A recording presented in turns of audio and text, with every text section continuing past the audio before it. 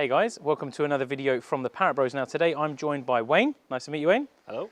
Now, so he has been a reasonably long-term subscriber of the channel, always commenting, which is really nice. And he said to me, look, I've seen the car, we was at the Motorist. Yes, yeah. And I looked around the car, and it was probably the most honest one there. Yes, it's got a few bits of bad paint. Yes, it needs a few bits, but it's really tricky, and Wayne has brought it on quite a lot, and you're definitely going to like some of the stuff on this car. So, before we get stuck into it, let's jump into the intro.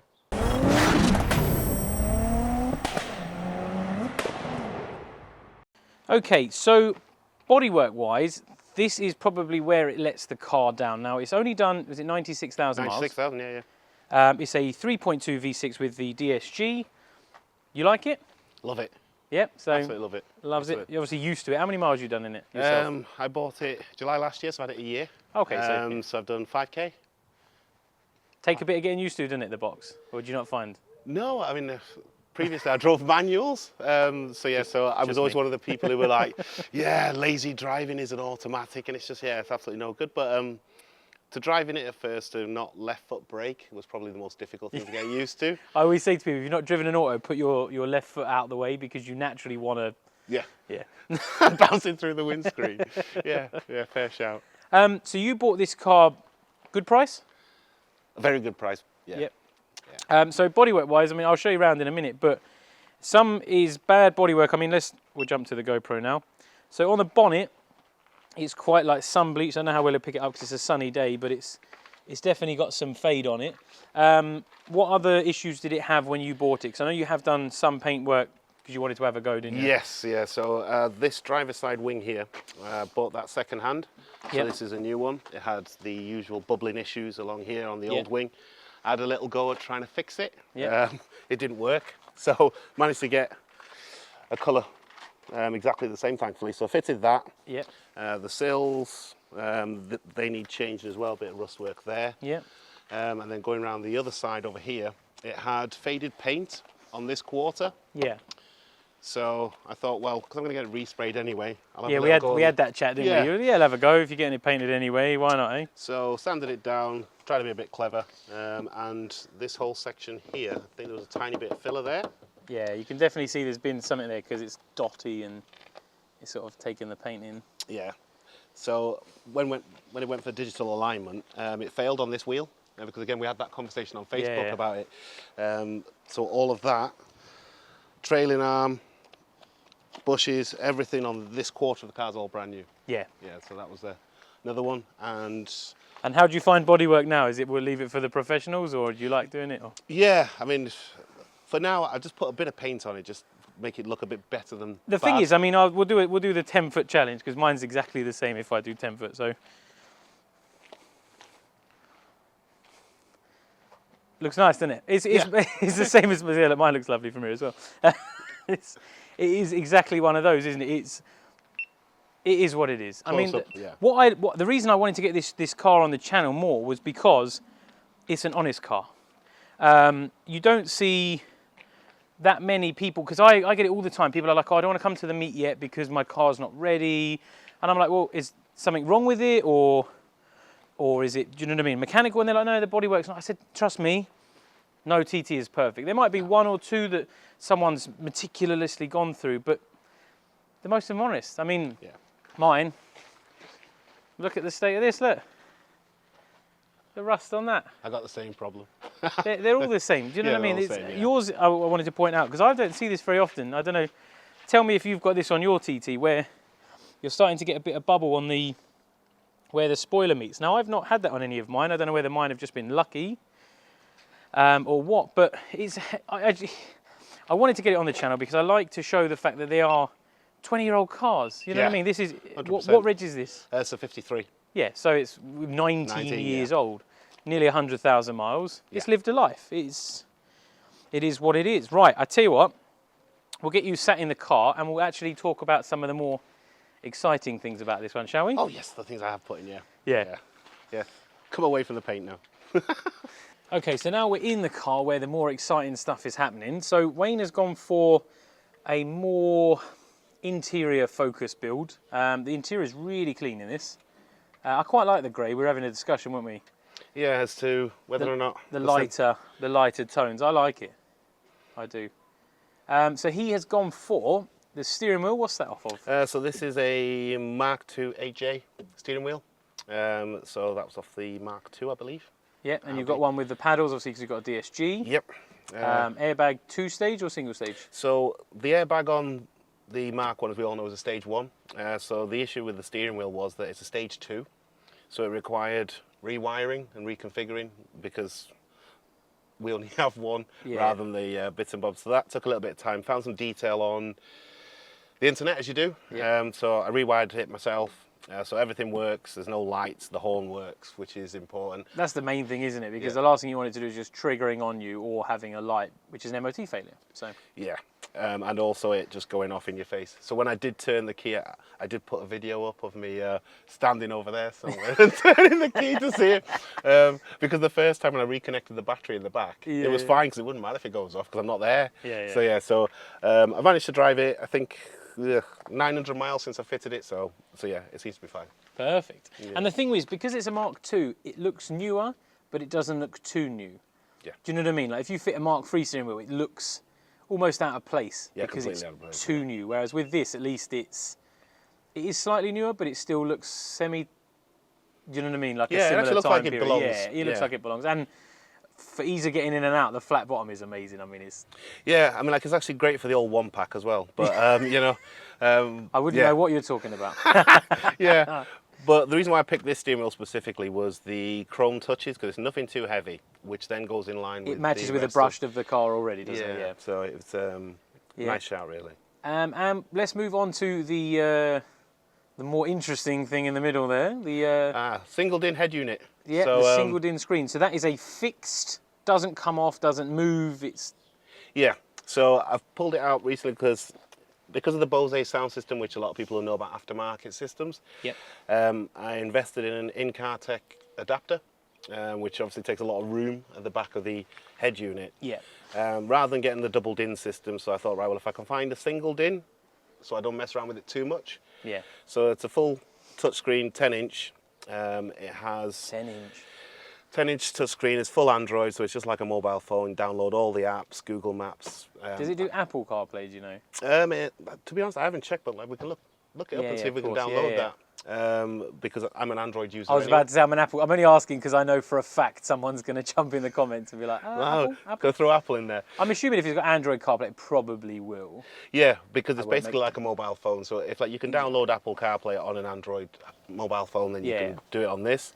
So go on, run through some of the features. Of course, you've got the navigation. Yeah, so Google Maps is the one I've got downloaded. You can download Waze because I know that you use Waze a lot. Yeah, love Waze. So again, we'll look at that video later when it's all functioning. With the one I bought, it's an Extron's head unit, and it has a lot of cool things you can get with it. So I've got the Torx app. I know a lot of people have got... so the Torx app, for those who don't know, is like you can watch real time, like your boost, your temperatures, your speed, all that kind of stuff, can't you? Yeah. So it's all live data. So again, you can also check for any fault codes, clear fault codes. Because with this one, I've also got it connected with, I've not found a home for it yet, the Wi-Fi for the car. Oh, it's got car Wi-Fi. So I'm not sure what I'm going to do with it, but I'm thinking maybe under there or in here somewhere, but I haven't found a home for that yet. Yeah. So this runs off Wi-Fi for its own Wi-Fi. So when you're using the Torx, you can go straight onto the internet, gives you all the detail on the screen. So that's quite useful. I've got a installed dash cam. That's also an Extron's dash cam that was lots of fun to fit in, so that's all fitted down there. Had to pull all the glove box out to run the wiring around the back. In here, there's a Fiscon mic, which is the original one for the car, which is interesting because this car didn't have it, but the space for it's there, but you have to cut it out. Yeah. So you pull all this apart, put it in there. So full functioning phone system. You connect your phone to it like you would do any other Bluetooth setup, really. And then I've also installed the reversing camera, which also comes on here, which turns on when I put the car in reverse because it's wired to the reversing light on the back. The next thing I'm buying for it is the tyre pressure sensor. Yeah. So that's got a port in the back of this where you can put your tyre pressure sensor in, and then I'll have that live data on here as well. So it's really, really modern touches. Yeah. I think the dash cam's an important one. I mean, you showed us a video of me driving in, which was cool when you were following us. And I think dash cams, and there's quite a nice fitted one as well. Like you don't really see it when you're sat in the car. I think dash cams nowadays, I mean, I've had an accident and I had a dash cam and it's worth its weight in gold. Oh, it is. Plus, if you're going places, it's always nice to get a bit of footage or whatever, you know? It is, and again, thankfully, it actually sits quite nicely where it is because it's just behind the mirror. Yeah. So you don't really know it's there, and again, you can obviously watch. It's not a good idea to leave the camera on there, but once it's switched on, it's also set up for a bang. So even if the car's stationary, if someone hits it, it activates the camera, cool. And then it automatically picks that up as well. But that's done by G-sensor, yeah. Yeah, rather than it being constantly on and draining your battery. Yeah, for sure. So again, that's quite good. Yeah, I mean, I was just looking, so you've got rear tints, so the reverse camera probably comes in handy, because I know at night when you yeah, I mean, when you've got tints, you look at it, it's hard. To be honest, I mean, I think I kind of struggle again with that one pack situation looking back anyway, but the tints I've got, they're actually not too bad in the dark. But then at the same time, I haven't really... I'm on the fence with tints, because it's such a small cabin, and like you say, visibility is poor anyway, Yeah. so you're sort of... Even when I change lanes, I try and look through that little rear quarter just to see if there's anything coming, because the mirrors are small and it is one of them. Very, very small. So yeah, so in terms of the electronic sides, it's very modern for people who like creature comforts. One last question, how much is the head unit itself? Because I know someone's going to want to know. So this head unit, I paid £230 for it. It's a bargain, really. Yeah. I think that's cheap. I mean, I know it's a double din. I mean, just to buy the... to have the made centre console part is a couple of £100. Yeah. And that's without spending £400 or £500 on a double din setup. So what I'll do is I'll grab a link off of you for anyone who wants to know what it is, and we'll put it down in the video description. So then if you want to buy one, you can have a look at it there. Yeah, I can have a look at it. And then the only other thing to add to that is when I did fit it, I did put a video up, and somebody asked me a question on, do you still have access to the buttons here? Yeah, so the heated for seats. sure. So Yeah, again, you can still reach. so you still reach them, and you can still reach your hazard lights. switch, should you need to. Yeah. But the thing is, I mean, you have to take a hit with something to fit something like that. You know what I mean? Yeah, of course you do. I mean, you won't need to look at your phone because you've got Waze, you've got your music, you've got whatever you need on there. So, how's it sound with the Bose? How does it work? All right. So, like, the actual sound quality is really good. And again, it's like any aftermarket head unit. They tend to be a little bit better with the watt output and the distribution. The preamps, yeah. So because the Bose system by itself was good at the time, and it's still a respectable sound system anyway. Yeah. So yeah, got good sound clarity, and again, because it's Android, you can customize your bass, trebles, all that sort of stuff. So if you're into your EQs, yeah. So if you're really into that, which I'm not, but if you're really into getting, and you got, like you said, you've got an adapter, so it just mounts in all plugs and play, and it's all. Yeah. So the only issue I had, which again me and you talked about, was I wired it all in and it was fine, but then I wasn't getting any sound, so eventually it was just one blue wire. But so the remote for the amp, yeah. So now it works. So it's perfectly good sound, and again it's the same with the phone calls and things like that because it's all connected. You've also got that thing on your mobile phone that's the car, where it realizes you're in the car, and then it allows you to access all of your messages, WhatsApp, all of that on here. Yeah, it's a nice modern touch. A lot of people buy these cars and just want a little bit more modern touches, you know what I mean? Because you're so used to having Waze, Apple CarPlay, all these kinds of things in the newer models, it's nice to bring that backwards into one of these. Yeah, and fortunately I managed to find one that, again, in line with the steering wheel, has a little bit of silver trim around it, which again sort of ties in with it, so it sort of looks like it belongs. Yeah. Sort of a 10-inch screen in a 2002, 2003 car, yeah. Let's move on to the outside of the car. You've got the, a Scorpion catback, or? No, so this is a Tony Banks custom exhaust system. Oh, there we go, Tony Banks, yeah. Yeah, so it's a Sport Cat on the front end. The only thing that's not custom is the downpipe, because the V6 engine they used in this and the Golf, something to do with the way that the manifold comes down. So that's stainless steel anyway, apparently, the downpipe. I don't know how true that is. So you've just got a sports cat and then a custom... And then it's a catback system on the back. Yeah, it sounds lovely. Should we see what it sounds like? Yeah, give it a go.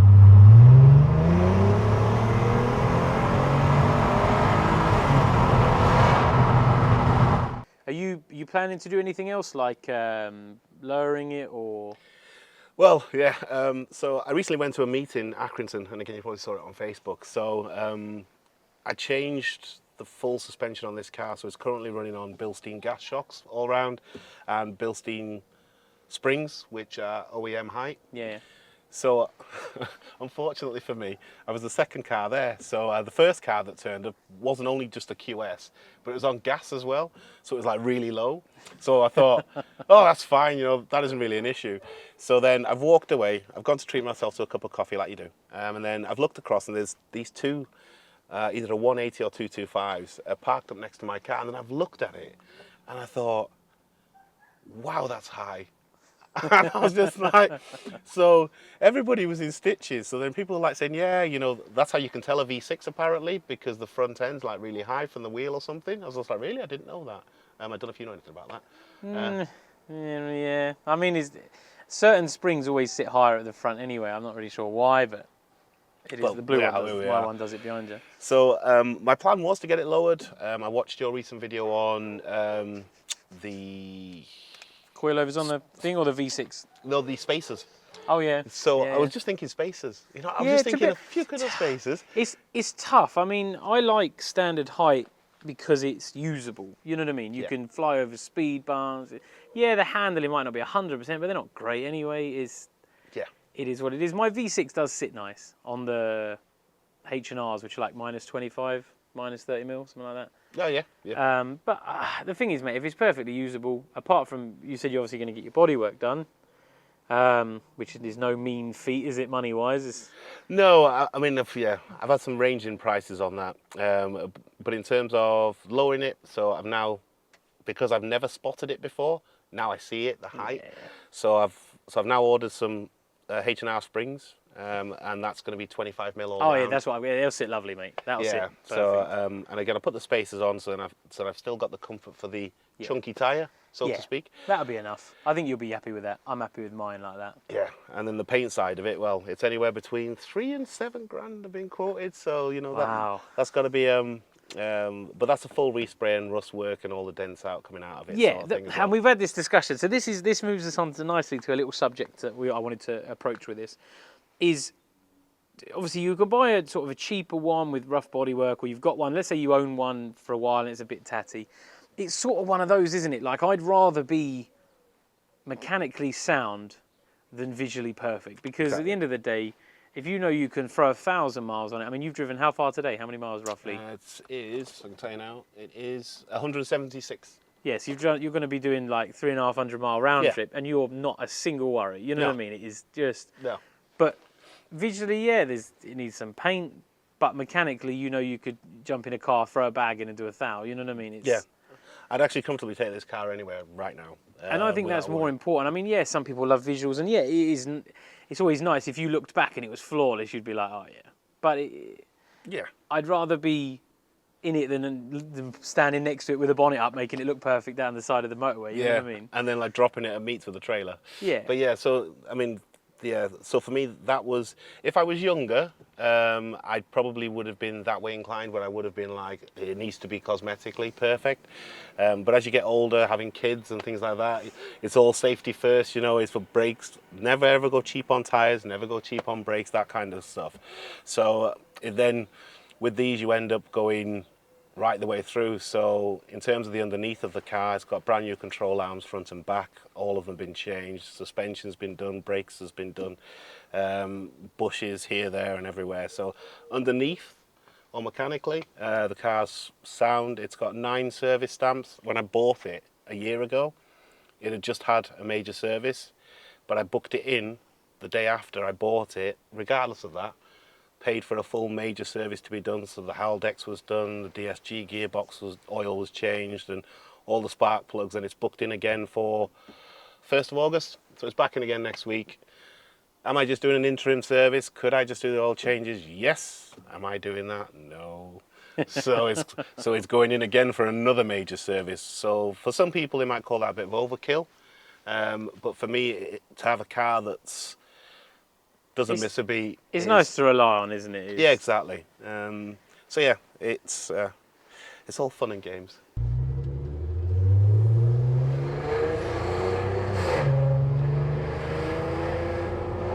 Yeah, it's definitely got more of a loud rasp than mine. Yeah, Brakes are good. I mean, like in drive, it's fairly subtle. Yeah. But in sport, it's just... That's so funny. See, for me, oh yeah, that's definitely a little bit more droney than mine. Yeah. It must just be the sports cap, because I mean it's... So between 2,000 and 3,000 revs is when it has a drone. Yeah, yeah. So when you're in drive, it's all right as long as you stay either below 2 or above 3. I mean, mine isn't horrific anyway. It's a little bit. There is a little bit of drone because it's non-res. It's going to be. This flat bottom steering wheel is weird because of the perforated. Yeah. Yeah. So I mean, the exhaust, you can definitely tell it's louder. Yeah. In drive, again, it's not the end of the world. It's not. No, it isn't enough to... You're not going to be able to come out 6 in the morning and not annoy your neighbours because it is loud, especially on cold starters. It may as well just go... It's like... Yeah. Well, I think I uploaded that video, didn't I, on Facebook for when I started a week after the meet at the Motorist. But it's not... That's not offensive at all. No.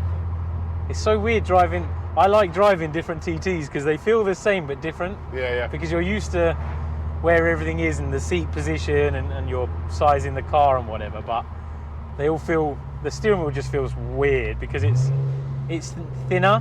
Yeah. And it's, yeah. And to me it's like the steering feels heavier. Awesome. The thing is, it doesn't, that's so nice, isn't it, that? The drop down rev. That's my favourite bit, like, out of all of it. That's my favourite bit, 100%. Yeah, so I tend not to drive in sport unless I'm specifically out to get it, you know what I mean? Yeah, yeah. I mean, it's... Because it's that like, you can't just drive around casually. No. You sound like you're goading someone into a race. Yeah, exactly. But again, even if you're not, it makes you press the pedal a little bit harder than you normally would do if you're in drive, because like the car's egging you on. But then why would you buy a V6 for any other reason? It is the whole, it's just you could drive along and just... It's great. If you were to blindfold car people, sit them on a chair and do a flyby, 9 out of 10 would guess the engine, I would say. Oh yeah. Because it's that, like if you're a car guy, I heard you come in and I instantly knew it was you. Just because I heard it. And it was like, you just know, like the VR6 is, whether it's a 2.8 out of a Golf or it's a 3.2 in a TT and R32, it's quite that distinctive. Sound, isn't it? It's like, it's very distinctive.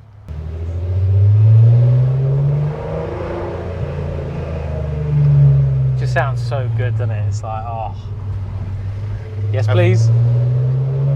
Can I have some more, sir? Right, so mate, thanks for showing us around the car. And no problem at all, my pleasure. It's nice to, I don't know how to explain it. For me, it's like, it's that project, you know, where you could buy a £7,000 or £8,000 car and it'd be perfect, or you could buy the £3,000 one and then spend the 5 to make it back up to the 8. Yeah, yeah. But it gets you into having a TT, doesn't it? Oh, 100%. Because I mean, this is what happens when you buy a cheaper end car. Most of the time, obviously, some people get lucky, but if you buy a cheaper end car, be prepared to spend some money. Like Wayne's making it his own. You can see that. I mean, some of the touches are amazing inside the car, and when you're driving, it drives lovely. It drives fantastic. So mechanical's very, very good. 2022 technology inside, which is amazing. So from a driving perspective, you could do hundreds of miles. It's just it may not look as nice outside, but arguably you spend more of your time inside or under it because it's a TT. But you're enjoying it. So don't be put off with the poorer bodywork. As long as it's not got rust holes underneath, a bit of surface rust, a bit of bad paint, you can rectify that in the future. Yeah, exactly. And it's also the other side of it where if you haven't got the 7 or 8, well, this is it. And then you can just chip away. You know, you can do £100 here, £20 there, wherever it may be. And you just watch a few YouTube videos and have a go. You know, and then if all else fails, blame someone else for it. But yeah, I mean, I think that for me, it's been a lot of fun. And I also remind myself, I've only had it a year. And you learn. Yeah. You become, even if you're not massively mechanically friendly, like you learn. Oh, of course you do. To be, or you're like, oh, or someone asks a question, you're like, oh, I know the answer to that. Yeah. Like, I've actually seen it on some guy called Dom's channel somewhere. I'll forward you that video. But mate, thank you for coming down from Leeds. Really appreciate it. And been good. we'll catch you on the next one. Bye.